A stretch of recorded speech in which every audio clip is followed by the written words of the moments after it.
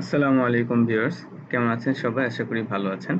আজকে আলোচনা করব এইচএসসি আইসিটির আরও একটি প্রবলেম নিয়ে, চ্যাপ্টার 5 এর। আমরা অনেকগুলো প্রবলেম অলরেডি দেখে ফেলেছি, প্রায় 20টা মতো। তোমরা যারা রেগুলার দেখছো তারা চ্যাপ্টার 5 এর প্লেলিস্ট থেকে প্রবলেমগুলো দেখতে থাকো। আজকে যেটা দেখব সেটা হচ্ছে গত 20তম লেকচারে আমরা দেখেছিলাম যে ছোট হাতের অক্ষরকে কিভাবে বড় হাতের অক্ষরে রূপান্তর করতে হয়। আজকে ঠিক সেটারই একটু উল্টা দেখব, সেটা হচ্ছে বড় হাতের অক্ষরকে কিভাবে ছোট হাতের অক্ষরে রূপান্তর করতে হয়। এই বিষয়টা আমরা আজকে দেখব। তো চলো তাহলে শুরু করা যাক। আমরা প্রথমেই একটা ভেরিয়েবল নিয়ে নিচ্ছি, সেটা হচ্ছে ক্যারেক্টার টাইপের, যেটাকে ইনপুট নিব ইউজারের কাছ থেকে। তাহলে এখানে আমরা লিখে দিই যে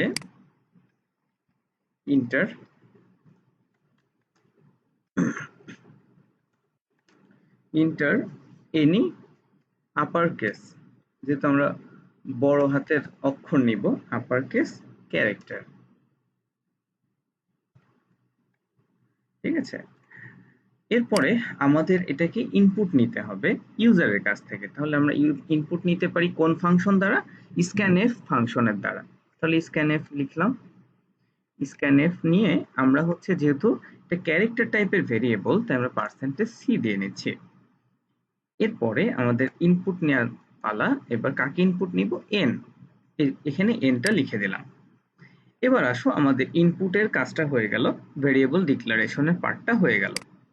এবার আমরা যে কাজটা করব সেটা হচ্ছে, এখানে আমরা প্রসেস করব যে আমাদের প্রবলেমটা যেটা ছিল সেটা আমরা এখন এখানে দেখাবো।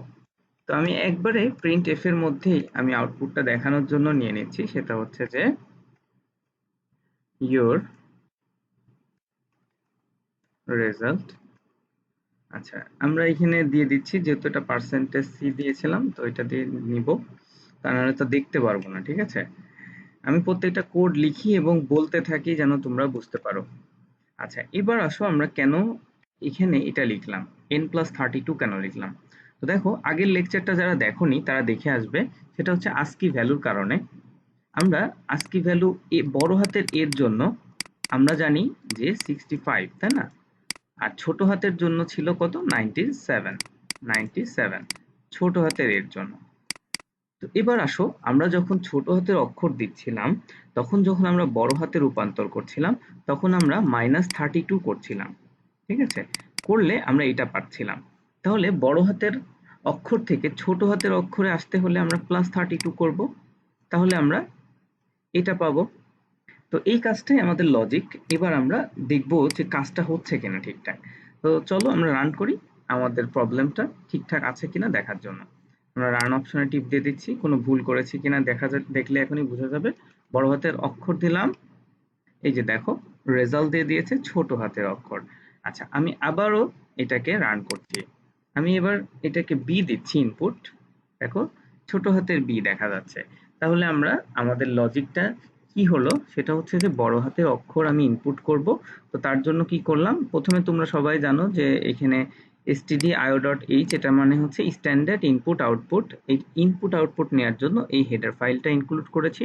তারপর ইন্টিজার মেইন, এখান থেকে শুরু, এখানে শেষ, রিটার্ন 0। আচ্ছা, এরপরে আমরা প্রবলেমের শুরু করলাম, ভ্যারিয়েবল ডিক্লেয়ার করা। ক্যারেক্টার টাইপের ভ্যারিয়েবল নিয়েছি একটা, যেহেতু আমরা একটা মাত্র ইনপুট দিব এবং সেটার আউটপুট দেখব। এখানে বললাম যে যে কোনো একটা আপার কেস ক্যারেক্টার সে যেন এখানে ইনপুট করে, এটা একটা মেসেজ দিলাম। তারপরে স্ক্যানএফ এটা লিখলাম। এটা ইনপুট যেহেতু নিচ্ছি কাকে, এই যে অ্যাড্রেস দিয়ে দেখো এন কে, এটা কি টাইপসের ভ্যারিয়েবল? ক্যারেক্টার টাইপ ভ্যারিয়েবল, এর জন্য %c লিখেছি। ঠিক আছে, যদি ইন্টিজার টাইপ হতো তাহলে %d লিখলাম, যদি ফ্লোট টাইপ হতো %f লিখতাম। আশা করি তোমরা এই বিষয়গুলো মাথায় রাখছো। তারপরে প্রিন্ট এফ করে রেজাল্ট আমরা দেখিয়েছি। দেখো দেখো %c, মানে যেহেতু এটা ক্যারেক্টার টাইপ ভেরিয়েবল, আর যেহেতু আমাদের কি বলা হয়েছে যে আপার কেস থেকে লোয়ার কেসে যাব, তার মানে দেখো যে আমাদের আপার কেস যদি 65 হয় এর জন্য, তাহলে আমরা বড় হাতের থেকে ছোট হাতে যেতে গেলে আমাদের কত যোগ করতে হবে। তো সেটাই করা হয়েছে এই লাইনটাতে। আশা করি তোমরা বুঝতে পেরেছো। আমরা এখানে কোডটা রানও করেছি এবং আমাদের পারফেক্টলি এটা রান হয়েছে। তো আশা করি তোমরা সবাই নিয়মিত প্র্যাকটিস করছো। এখন সব সহজ সহজ প্রবলেম তোমাদেরকে দেখাচ্ছি। এরপরে আরেকটা সিরিজ আসবে, সেটা হচ্ছে প্রোগ্রামিং সি এর সবার জন্য, মানে মজায় মজায় প্রোগ্রামিং বা সবার জন্য প্রোগ্রামিং, এরকম একটা সিরিজ আসবে যেখানে কঠিন প্রবলেম থাকবে, সহজ প্রবলেম থাকবে, আস্তে আস্তে ডাটা স্ট্রাকচার অ্যালগোরিদম গুলো দেখাবো।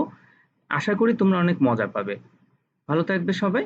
আসসালামু আলাইকুম ওয়া রাহমাতুল্লাহ।